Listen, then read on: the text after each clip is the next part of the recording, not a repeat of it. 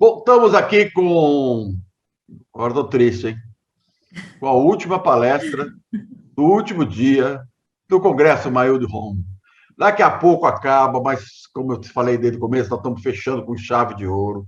E eu deixei essa última palestra para minha amiga Silvia Scali, que está aqui já há um ano, nós estamos conversando, como a gente ia fazer esse evento, ela ajudou muito, me ajudou na divulgação, ajudou a conhecer as pessoas, me ajudou a conhecer o Marcel, e foi um grande trabalho, uma grande ajuda. E ela estava lá em Portugal, né, estudando, trabalhando em Portugal, com a família lá em Portugal, gravou um vídeo lá de Portugal comigo, não parou um minuto, o pessoal dela, a equipe dela trabalhando para a gente montar o projeto do Espaço IPEF, que a gente ia fazer um workshop, que eu já comentei aqui, eu construí o Espaço IPEF.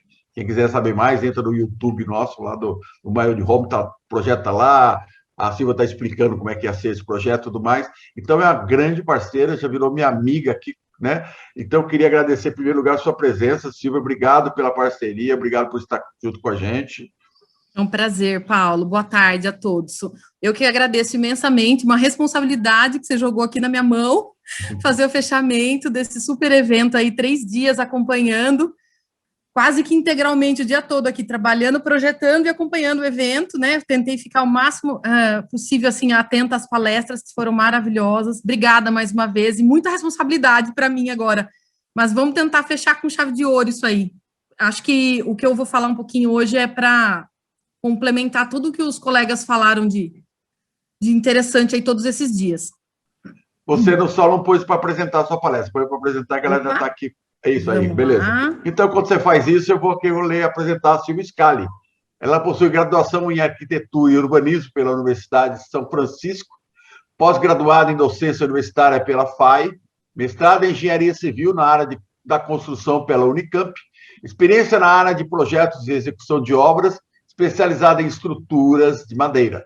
Sócia proprietária da Scali Mendes Arquitetura Sustentável, Silvia Scali Arquitetos Associados, exerceu a docência durante 6 anos na Universidade de São Francisco, ministrando aulas de Estrutura 2, Sistemas Estruturais em Arquitetura e Projeto Arquitetônico 3. Ou seja, resumindo, ela sabe tudo e mais um pouco.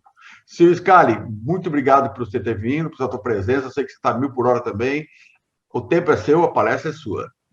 Muito obrigada, Paulo. Boa tarde a todos, mais uma vez, que estão aqui conosco, né, acompanhando. Eu vou falar um pouquinho, então, o nosso tema aí é construção híbrida, né, madeira versus novas tecnologias. Se eu ficar falando muito de madeira aqui, eu vou ser redundante, acho que os colegas falaram brilhantemente esses 3 dias, né, sobre as vantagens, sobre o futuro da construção civil, o que a madeira representa nesse cenário. Eu venho hoje, acho que para coroar tudo que foi falado, porque a minha história, contar um pouquinho rapidamente para as pessoas entenderem, né, minha história com madeira. Os meus avós têm serraria, meu pai trabalhou como construtor com madeira há muitos anos, né, no mercado, ele iniciou lá em 1976, eu nasci em 77, já vou logo contando tudo, né, e eu trabalhei sempre na área de madeira, então quando eu escolhi fazer arquitetura, eu já sabia com que eu queria trabalhar. E muitas vezes, quando eu falava, as pessoas até riam, né? Porque falavam, construir com madeira, né? O que você vai fazer? Eu me lembro muito de uma pessoa falando assim, vai fazer casinha de cachorro? Falei, casinhas de faço também, casinhas de cachorro e mais alguma coisa que precisar. E foi que eu me formei em 2005, comecei a fazer os projetos. A forma que eu achei de introduzir os meus projetos no mercado com madeira foi mesclando a estrutura do eucalipto, principalmente o roliço, com as alvenarias convencionais, porque era a forma que tinha do cliente ter, assim, menos preconceito, vamos dizer, com a estrutura de madeira. Então, eu costumo dizer o seguinte, que a madeira ou a construção híbrida, né, que essa é uma terminologia, vamos dizer assim, nova, porque até então a gente falava construções mistas, do que é, mas que casa que é essa? É casa de madeira? Eu falava, não, uma casa é uma construção mista, né, alguns condomínios hoje ainda restringem a construção de casas de madeira, e aí eu costumo falar para todo mundo, não se trata de casa de madeira, nós estamos falando de construções mistas, né? E aí passamos a utilizar essa terminologia, construções híbridas, que a semelhança de qualquer outro material ou qualquer outro sistema construtivo vai apresentar suas vantagens e desvantagens, né? Como tudo na vida. Ou seja, é possível escolher entre os diversos materiais que nós temos disponível já no mercado, né? o que se adapta melhor, o que vai fazer a interface melhor com qual tipo de madeira, né? E tem também como tratar, aplicar correções, porque nós sabemos que patologias, qualquer tipo de estrutura, né, de sistema construtivo apresenta, e com a madeira nós temos aí um pré-conceito, né, que vem aí desde a nossa colonização portuguesa, onde tudo era feito com pedra, né, as pessoas ainda acreditam que a alvenaria convencional é a única coisa que tem durabilidade, não é, né, olha, ao longo desses 3 dias nós vimos aí inúmeras, né, exemplares de projetos, tanto com wood frame, tanto com o sistema plataforma, enfim, muita coisa nova, muita tecnologia que está aí já disponível no mercado para nós, né? Então, eu queria frisar só uma coisa que vai ficar redundante, mas que os meus colegas falaram: a madeira e o bambu são os únicos materiais da construção civil totalmente renováveis. O que quer dizer isso? Que ele pode ser replantado, a madeira é reflorestada, né? Enquanto que os outros materiais todos utilizados na construção civil, eles são de fontes aí que podem ser finitas, né? Eles podem acabar. Então, o que nós vamos ver a seguir nas nossas fotos, né? Materiais tradicionais versus as novas tecnologias que eu acabei utilizando nos meus projetos, né? O panorama atual dessas construções que eu estou falando para vocês, e que foi tema do meu mestrado, né? Eu fiz inclusive a professora doutora Kemi hoje falou, foi a primeira palestrante do dia, ela esteve na minha banca, né? Foi um prazer reencontrá-la hoje, e a minha banca de mestrado foi exatamente tratando desse assunto, né? As patologias que esses sistemas construtivos híbridos apresentam, utilizando a madeira, principalmente o eucalipto, que é o tema da minha pesquisa, e as técnicas de aperfeiçoamento das construções, das execuções e das manutenções. Eu queria deixar aberto também, eu sei que nós temos aí várias estudantes acompanhando, né, não só profissionais da área, como doutores no setor madeireiro, mas muitos estudantes que querem ingressar nesse mercado, que o campo de pesquisa é muito vasto, principalmente dessas novas tipologias que estão surgindo com madeira, né, como material estrutural principal aí. Então, depois, se alguém tiver interesse, quiser me mandar e-mail, né, eu separei aqui uma foto para iniciar a minha palestra, que não é do meu escritório, é a Pine House, que é da Canalha Arquitetura. Eu gosto bastante, ela é muito singela, que eu costumo falar aqui para os meus clientes nos meus projetos, que a gente não precisa usar muito na forma quando a gente projeta, né? A própria beleza da estrutura já está no próprio material, então a gente não... E eu acho que essa foto demonstra isso. Agora eu vou apresentar alguns cases de... Vocês me desculpem, eu estou um pouquinho rouca, eu estou sarando de uma gripe fortíssima que eu peguei. Então, aqui, nós temos, nós vamos ver algumas obras, esse meu mestrado, né, que eu fiz, ele abrange 7 edificações que mesclaram aí as tipologias construtivas convencionais e a madeira, né, todas foram situadas aqui no interior de São Paulo. Então, eu costumo dizer que nosso Brasil é tão vasto, hoje mesmo você estava falando, né, estou aqui em Campo Grande, está calor, e aqui em São Paulo está mais friozinho, ou seja, nós sabemos que o material madeira, ele trabalha, né, ele tem essa trabalhabilidade, frio e sol, frio e calor, enfim, chuva. Então, assim, imagine, se eu fiz essa pesquisa concentrando as minhas construções no estado de São Paulo, você imagine como seria se fosse em outro estado, né, então tem muito campo para pesquisar. Bom, com a minha tipologia construtiva de eucalipto, eu mesclei 3 tipos de subsistemas, né? Eu utilizei bloco cerâmico, bloco de concreto e as vedações em steel frame, tá? Essa é uma obra do nosso escritório, um projeto aqui em Cajamar, né? Então, eu queria falar um pouquinho da minha motivação, além de trabalhar com madeira, de contar um pouquinho lá, né, como foi que eu comecei com a madeira, estudar as patologias das construções híbridas, primeiro veio da necessidade de estar nesse campo trabalhando e tomar contato com esse tipo de patologia. Eu queria difundir ainda mais o uso da madeira em estruturas compostas, porque, como eu disse também anteriormente, eu achava que era o caminho para criar o menor preconceito das pessoas de utilizar a madeira. Quando a pessoa pensava na casa inteira de madeira, ela falava, não, casa de madeira não, mas a casa misturando madeira e alvenaria, ok. Então, foi um caminho. E aperfeiçoar os métodos construtivos utilizando a madeira roliça, porque, assim, é maravilhoso tudo isso que nós vimos sobre madeira laminada colada, sobre wood frame, sobre CLT e todos esses materiais que meus colegas apresentaram aqui esses dias. mas eu ainda sou apaixonada pelo eucalipto, acredito muito ainda na utilização dele na forma roliça, embora eu tenha projetos já que eu estou fazendo em MLC, também utilizo outros tipos de madeira, utilizo também madeira nativa com procedência, aparelhada, utilizo o eucalipto aparelhado, a gente vai ver aqui numa outra foto, mas para mim, ela é a que menos demanda energia na sua produção. Então, quando a gente fala em sustentabilidade, que é o perfil do meu escritório, dos meus projetos, eu não vejo outro material senão o eucalipto roliço para levantar essa bandeira, vamos dizer assim, né? Aqui é o passo a passo de uma obra, uma das nossas obras, né? Eu tenho projetos executados meus, hoje eu tenho mais de 70, a empresa já tem muito mais, porque a gente também recebe projetos de outros escritórios para execução. Então, aqui nós estamos vendo o andamento aí da alvenaria, uma laje de alvenaria, por exemplo, sendo executada na obra. As pessoas costumam perguntar como é que faz essa alvenaria com a madeira, né? Como é que vai fazer uma laje numa casa de madeira? Dá para fazer? É tudo igual a convencional, porém, né, é a forma de ligação, alguns métodos de execução que vão fazer essa obra ser segura e não ter as patologias indesejadas, tá bom? Aqui tá como caso C, mas é porque dentro da minha pesquisa nós temos lá alguns casos que eu renomeio como A, B, C, D, E, né?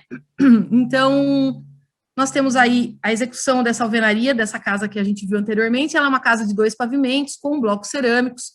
Nós conseguimos ver aqui uma barra de ferro, né, passando aí para fazer um reforço. Então, é um pouco disso que eu falo no meu trabalho. Para fazer esse trabalho, lógico, eu fui levantar toda a bibliografia e todos os...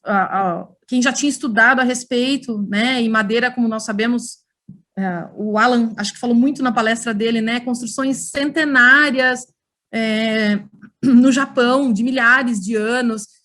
Então, nós temos aí, né, construção com troncos, que é a log, né, log home, tora, com quadros de madeira, temos as plataforma, né, que nada, não deixa de ser aí um pouco do que o Marcel falou agora na palestra anterior também. Então, isso está num estudo do COBE em 2008.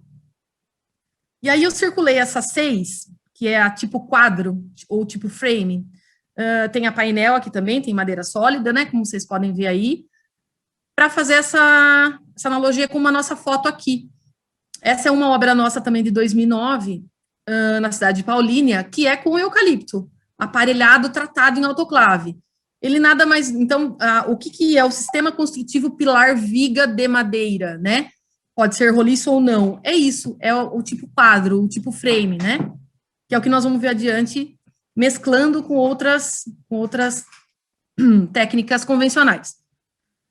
Bom, eu acredito, acho que os meus colegas também vão concordar, que a adoção das construções mistas é o caminho para uma mudança cultural, e como disse, acho que o Daniel, na palestra dele ontem, ou hoje de manhã, um caminho irreversível, né, não tem mais volta para o futuro da construção. Por que eu digo isso? Nós podemos ter pavimentos inteiros, prédios inteiros de madeira com 18 andares, podemos, mas nós vamos ter sempre lá uma caixa de escada ou de elevador de alvenaria. Então, sim, nós estamos falando de novo em construções mistas, tenha ela um pouquinho que seja de alvenaria convencional, ela vai ser uma construção mista, não deixa de ser, né? As terminologias utilizadas para esse tipo de construção podem ser, a gente vê nos estudos eu tenho lido muito, tanto material europeu quanto nacional, nós vemos várias terminologias. Construções mistas até então era o que mais se falava, agora nós já chamamos de construções híbridas, pode ser sistemas construtivos híbridos, sistemas construtivos mistos, tá? Nós estamos tratando da mesma coisa. Na Europa, a gente sabe, a técnica das construções mistas já foi amplamente utilizado, né? Eles estão bem mais avançados que nós. O aperfeiçoamento desses sistemas, né, é o que viabiliza aí a madeira como principal material de construção dessas edificações. Então, é disso que nós estamos falando aqui há 3 dias, né? Profissionais da área da madeira que conhecem amplamente o material e sabem o que estão dizendo. E esse estudo das patologias foi o que eu quis trazer para o mercado, né? Mais conhecimento, mais aperfeiçoamento de técnica para nós difundirmos cada vez mais a utilização, seja da madeira roliça, seja da madeira aparelhada, seja da madeira laminada colada, do CLT, enfim. Nós temos muito material disponível e somos abundantes, né, gente? Um país que tem material abundante. Aqui, em 2012, eu destaquei aqui na apresentação, porque isso vai ficar depois para vocês consultarem o material, né? Em 2012, um trabalho de Silva já falava que estudos apostavam que as construções, as soluções híbridas para sistemas construtivos era a solução para atingir alturas mais arrojadas, que é o que eu acabei de falar, edifícios mesclando aí caixas de escada ou de embasamento de edifícios para vários andares em madeira. Aqui nós temos mais uma casa, num terreno com uma declividade bem acentuada, que é em Cajamar, que é o que nós carinhosamente chamamos de casa na árvore, casa da árvore, né? Casa Copa das Árvores, alguns chamam de casa na árvore, outros casa Copa das Árvores, porque ela está na altura da Copa das Árvores. Foi uma casa aí desenvolvida em 5 meses, é muito tempo perto do que o Marcel, por exemplo, acabou de apresentar agora, que é uma metodologia ainda mais rápida, né? Mas pensa numa obra convencional de alvenaria nessa tipologia de terreno, né? Só para a cura do concreto, para nós escorarmos tudo, seriam mais de 30 dias, ou seja, absurdo o tempo de obra, pelo menos 3 vezes mais, né?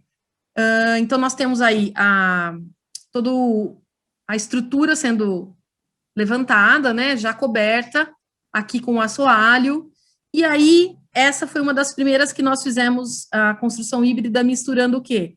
Eucalipto roliço no sistema pilar viga, mas o steel frame, que seria o quê? Os perfis de alumínio com as vedações de placas cimentícias externamente e drywall internamente. Aqui mais uma foto para vocês poderem ver todo o andamento dessa obra e a obra finalizada, então. Tá? Uma carga muito mais leve na fundação, né? Eu acho engraçado que alguns clientes chegam aqui no escritório e falam assim para mim: Silvia, eu quero fazer tudo que dê para você fazer sem alvenaria, porque eu não quero ver o pedreiro. As pessoas sabem o quão é difícil, né? Eu acho que o Marcel falou agora na apresentação dele também, lidar com mão de obra, com alvenaria, cada vez mais escassa, né? Aqui é uma outra obra, e vamos dizer assim, eu gosto de brincar, falar, essa é a mais híbrida de todas, porque o meu escritório fica na frente, eu moro atrás, foi a minha casa, onde foi meu laboratório, foi a primeira, né, onde uma tipologia aí de 2 pavimentos, ela tem 250 metros quadrados, na verdade, com o escritório ela soma 300 metros quadrados, e ela mescla aí a estrutura pilar viga de eucalipto com placas cimentícias, com drywall, com bloco de concreto e com bloco cerâmico. Ou seja, eu deixo aí também o convite, as portas abertas para quem quiser conhecer, se um dia quiser tomar um café conosco, colegas ou estudantes, né? A gente está sempre disponível para tirar as dúvidas, para mostrar as patologias, para falar a respeito. Essas obras estão no meu trabalho de mestrado também. Aí, durante a execução, né, nós podemos ver um pouquinho. Aqui uma vista superior, ela é uma casa, inclusive, coberta com telhas de madeira, né? É o que a gente chama hoje de construção seca, né? Imagina que bênção, né? Menos nós como projetistas e como ser humano, né? A nossa preocupação com o meio ambiente tem que estar toda atenta, porque nós da construção civil somos um dos maiores geradores de resíduo para a construção civil. Então eu acho que nós temos que, e muito vinha dessa minha vontade, assim, de conscientizar as pessoas e de usar a madeira, não só porque eu gostava, não só porque era uma característica de um perfil, uma tipologia de obra que eu queria fazer, ou uma linguagem, né? Eu acho que hoje meus projetos têm uma linguagem própria, que eu acho que acaba ficando meio que a marca da gente que faz projeto, mas era essa a minha preocupação. Eu falava assim, eu sou um pequeno grãozinho no universo que estou fazendo a minha parte para contribuir, para gerar menos resíduo, para ter uma arquitetura mais sustentável. E isso lá atrás, quando eu troquei o nome do escritório, que era construções rústicas para arquitetura sustentável, não foi marketing. Eu não pensava em marketing, eu acreditava de verdade na arquitetura sustentável. Então, o que eu estou colhendo hoje é resultado assim, de uma crença minha, de uma preocupação que eu já tinha. Aí nós estamos vendo a casa finalizada, né? Totalmente com eucalipto e steel frame também. Essa é uma outra, num terreno também com uma declividade muito acentuada. Essa é a Casa Gianvecchio, que fica em Cajamar. Nesse mesmo condomínio, nós fizemos quatro casas. Aquela branca da porta vermelha que eu mostrei é no mesmo condomínio também. Para quem quiser ver mais também, porque o nosso tempo aqui é curto, também não quero me estender muito, dá para ver os vídeos no YouTube, no nosso canal. Tem os vídeos, o passo a passo, desde a fundação até a execução completa de todas essas obras que nós estamos vendo aqui. Nós temos mais de 30 e poucos vídeos lá, mais de 40 vídeos, eu acho, de obras, tá? Essa é uma outra casa que fica em Guararema, essa obra mais recente. Para vocês verem, eu gosto de falar também que a madeira ela é tão versátil, não só do ponto de vista a interface dela com outros materiais que ela aceita, mas o perfil, a característica, né, a linguagem arquitetônica que você quer dar. Você vai de uma casa totalmente sofisticada, olha o que o Marcel nos mostrou aí agora, ainda há pouco, até um chalé desse tipo aqui, que fica em Atibaia, por exemplo, né, todo com tijolinho e com a madeira, com telhado com uma inclinação maior, ou seja, né, ó, nós estamos utilizando pinos aí como forro também clarinho, tratado, né, assoalho de madeira. Essa é uma outra casa, esse chalé menor que eu mostrei, essa já é uma casa de 1.100 metros quadrados, ou seja, nós temos construções, Paulo, que vão aí de 30 a 1.000 metros quadrados, tá? Não tem limite, as pessoas às vezes olham as obras e falam, mas vocês só constroem coisas grandes. Não, nós fazemos qualquer metragem, né? E é acessível para todos. Então, era isso que eu tinha sonho de fazer há 15 anos atrás, e eu acho que eu consegui um pouco, que foi trazer essa linguagem, essa arquitetura, né, para aquela pessoa que vai fazer a primeira residência, que gosta desse estilo arquitetônico, para desmistificar também essa história de que madeira é caro, que madeira é um absurdo. Eu acho que hoje, com essa alta, atualmente, falando nesse panorama agora atual que nós estamos, então, é infinitamente mais em conta, porque o aço explodiu, né, o preço, e por isso que está todo mundo que nem louco trabalhando, que você todo dia vai chamar os palestrantes e encerrar, vou deixar você trabalhar, que você está correndo, o outro está correndo. Realmente, graças a Deus, nós estamos mesmo, todo mundo com muito trabalho. E eu acho que é isso, era contar um pouquinho da minha história, né? Eu nem sei se meu tempo estourou ou não, eu não marquei aqui, fui falando com vocês, mas eu queria fechar a minha apresentação com um videozinho, espero que rode aí direitinho. E espero que vocês gostem. Essa foi uma obra que foi um desafio para nós. Ela fica no 22º andar de um prédio, em Perdizes, em São Paulo. E é de um colega meu, arquiteto, que não entendia nada de madeira. Ele falou, Silvia, eu quero uma casa de madeira, mas eu não entendo de madeira. Vamos fazer? Eu falei, vamos fazer. E o resultado foi esse. É uma das obras das quais nós mais nos orgulhamos, uma das que foi mais desafiadora para nós.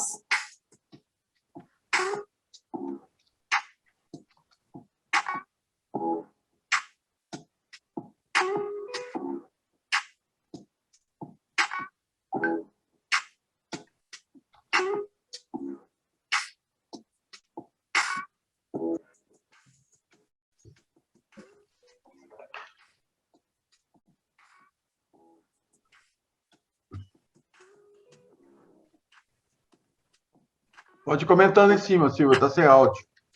Tá sem áudio? Tá o áudio porque tá girando seu computador, a qualidade tá pulando, mas vai comentando em cima, que essa casa é linda, eu já vi ela. Dá para eu ir falando, né? Porque senão fica muito baixinho. Eu espero que vocês estejam curtindo aí o visual, né? Eu acho esse vídeo muito emblemático, porque nós conseguimos ver o entorno, né? Que é uma selva de pedra em São Paulo, né? Então, as pessoas ficam muito impressionadas quando veem a altura e falam, nossa, é uma verdadeira casa do Tarzan no meio de uma selva de pedras, né? Se tratava de um apartamento, Paulo, com dois dormitórios, que ele tinha só área de lazer na cobertura, e nós transformamos a cobertura na área social principal da casa e conseguimos aumentar um dormitório embaixo, porque a gente tirou a sala de baixo e passou para esse terceiro pavimento. Essas madeiras foram todas içadas, tá? Esses 22 andares.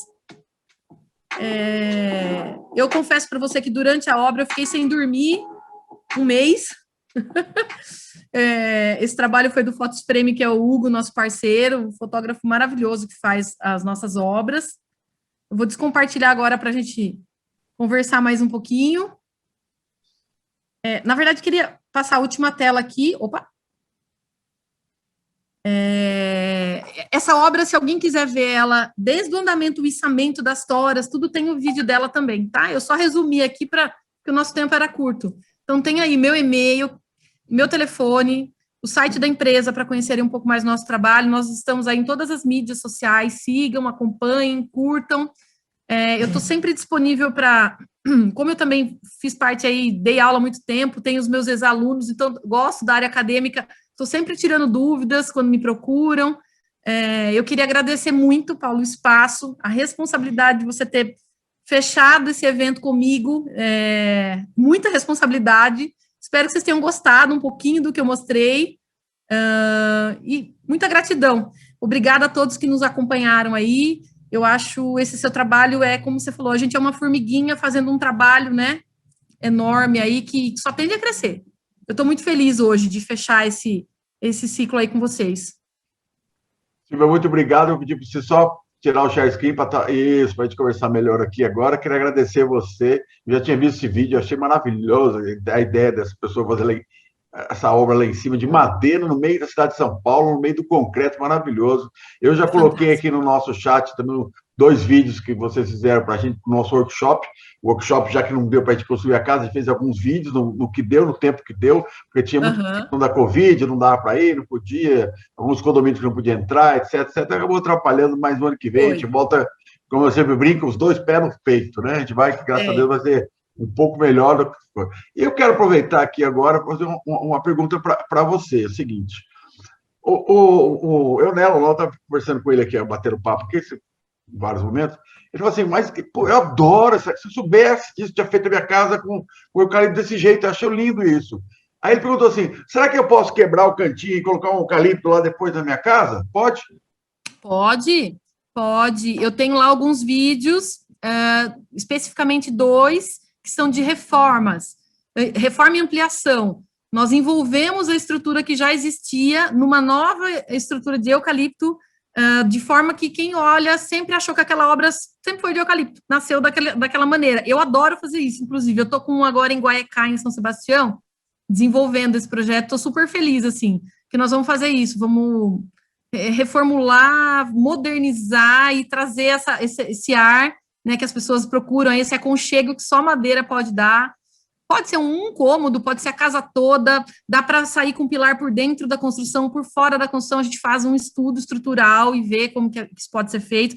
Nessa cobertura que vocês viram aí agora, tem uma viga de concreto que não podia ser tirada, ela era a parte do prédio, e eu revesti ela toda com madeira, ela está ali. Se vocês olharem de novo, ela se fundiu com o restante da construção e ficou perfeito, ficou maravilhoso. Nós temos aqui muita criatividade para fazer.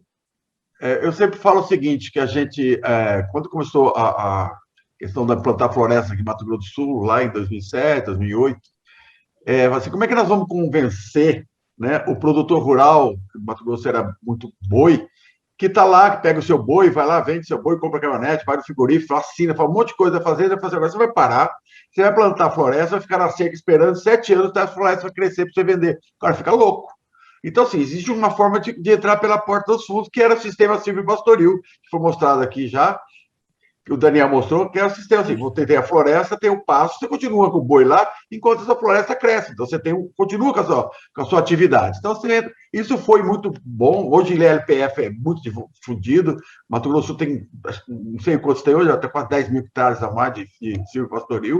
Você tem 25 milhões de gente usando o LPF, 25 milhões de hectares usando LPF no Brasil, etc. Então, aí você tem a porta dos fundos. Aí você falou em Portugal, tem 2 filhas morando em Portugal, você morou em Portugal. A nossa colonização foi portuguesa. Você vai em Portugal, tem casa de frame, lá tem casa de madeira, lá é pedra, né?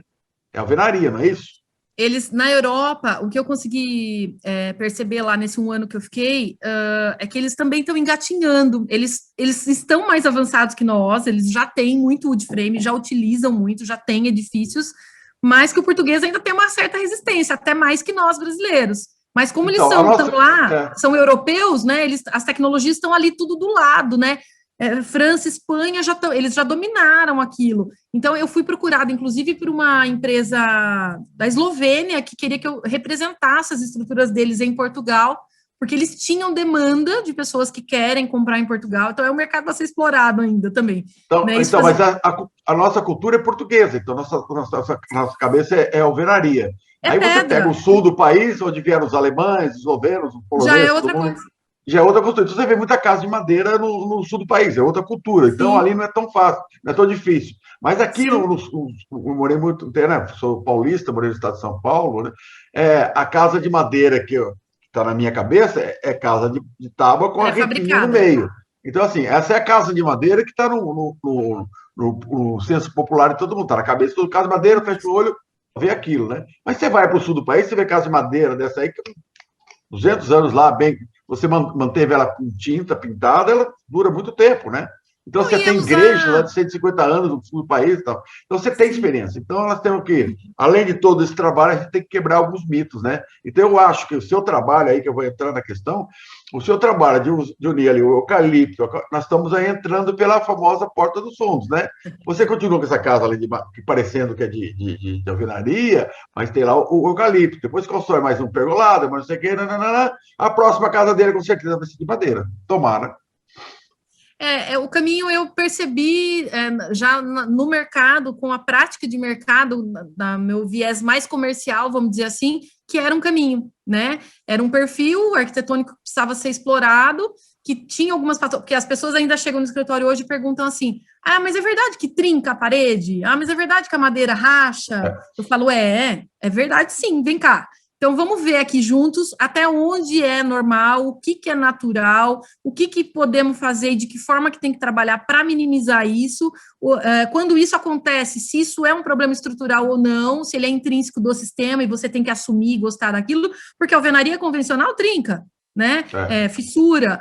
Então, assim, a gente conversa, eu gosto muito, e aí eu acho que eu desmistifico, é isso que eu faço com o cliente, eu mostro para ele se sente seguro, né, de utilizar. Olha, tem a espécie correta do eucalipto para usar como pilar e viga, não é qualquer eucalipto. O tratamento tem que ser adequado. Tudo isso que nós vimos aqui ao longo desses 3 dias, o tratamento tem que ser adequado. Então, assim, a densidade lá da madeira, mais o produto por metro cúbico aplicado de tratamento tem que estar adequado, senão o tratamento também não vai surtir efeito. Então, assim, são muitas questões, muitos detalhes que precisa conhecer o material, precisa conhecer o mercado madeireiro, precisa conhecer os fornecedores. Infelizmente, por uma questão cultural também, o brasileiro, ele comprou muito gato por lebre, eu costumo dizer, as madeireiras, infelizmente, agora um pouco menos, ainda existe. Acho que um dos colegas também falou aí numa palestra, a gente ainda tem que ver se o documento é quente, se não foi esquentado esse documento de origem florestal, né? Nós aqui temos no escritório, nós temos cadastro no IBAMA, quando compramos madeira nativa vem tudo com DOF, e eu procuro conhecer lá de cima quem está emitindo esse documento justamente para isso, para ver se essa pessoa não está realmente esquentando esse documento, porque a gente tem medo que a madeira que chegue aqui no sul seja realmente esquentada, né, de documentação fria. Então, nós tomamos todo esse cuidado. Então, precisa ser alguém que tenha um pouco desse feeling, conhecer mesmo o mercado, né, e buscar aí agora desenvolver, ensinar para outras pessoas, como o Marcelo Offel falou outro dia, nós temos que capacitar, né, por que o profissional não usa madeira? Porque quando ele não aprende a utilizar na universidade, então quando ele vai lá para fora, ele vai usar no projeto dele aquilo que o mercado apresenta e que o pedreiro sabe usar. Então, muito difícil falar para ele, ó, põe aqui um pilar de madeira. Ele fala, mas não sei não, né? Isso vai apodrecer, vai rachar. Eu escuto isso há 20 anos no escritório, Paulo. Mas a madeira apodrece, né? E quando apodrecer, como é que eu troco esse pilar da minha casa? E eu mostro aqui obras que nós temos com mais de 26 anos intactas. Obras que eu fui fazer depois de inspeção, né? E não tínhamos pilar, não tínhamos viga nenhuma para trocar. Tínhamos peças mais finas, peça de guarda-corpo, pergolado, alguma coisa. E que hoje, com as tecnologias, como o outro colega também falou aí, das fixações com chapa, isolando da umidade, né, com tratamento adequado, a gente resolve tudo isso. Meu pai brinca, ele fala assim, olha, a casa em que eu nasci, que tem mais de 50 anos construída, não era com eucalipto tratado e ainda está lá, intacta. Então, você imagina que o tratado é para durar muito mais, né? Eu sou uma defensora do eucalipto. E outra questão, o cara fala, não, mas o eucalipto racha. Racha? Por quê? Eu fui para a Austrália, fui conhecer lá a Austrália, porque lá é a terra do eucalipto, e tive o prazer de conversar, de participar lá 15 dias com o cara que mais entende de eucalipto, me deu 2 livros de presente. Eu fiz a pergunta, acho que todo mundo quer fazer: quantas espécies de eucalipto existem no mundo?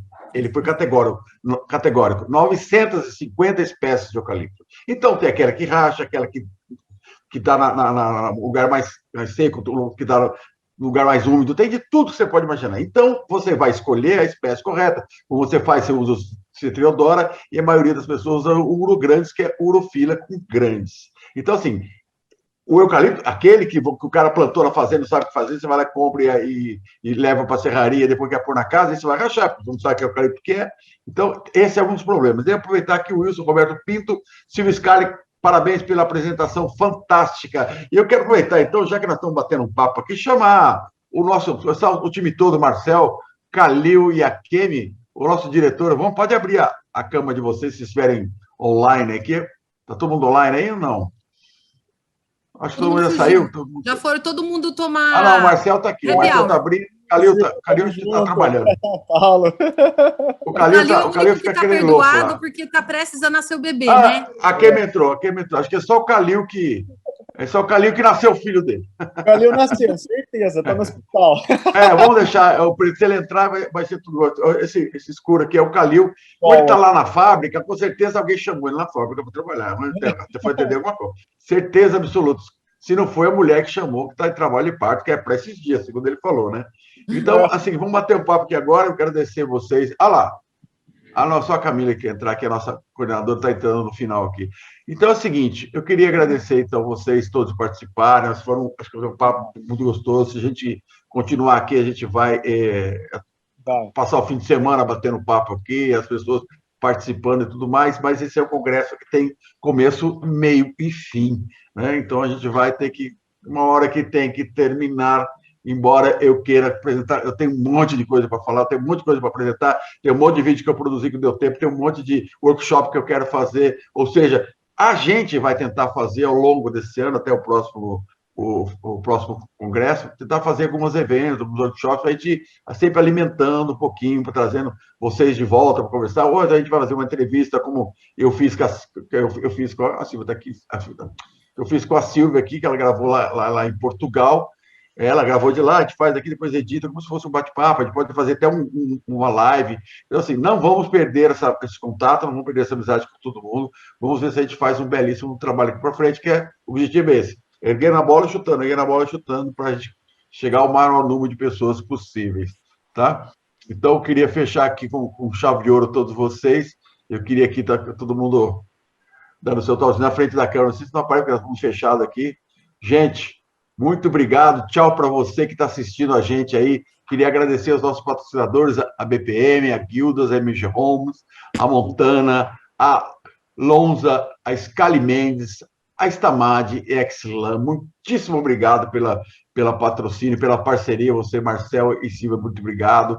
E a Kemi, muitíssimo obrigado. O IPF pela parceria. E a Camila Fernandes, da Company Eventos, que fez todo esse belíssimo trabalho, esse layout tudo lindo do nosso congresso. Quando você entra ali, tem bastante coisa. E vai ficar ligado ainda, tá, gente? Vou ficar o fim de semana inteiro, vai ficar lá. Quem está inscrito pode entrar, visitar os stands e tudo mais, vai ficar liberado. Eu vou ver se eu consigo ainda hoje, no final da noite, reprisar as palestras de manhã. Logo mais, você pode entrar lá, vai estar passando as palestras do período da manhã.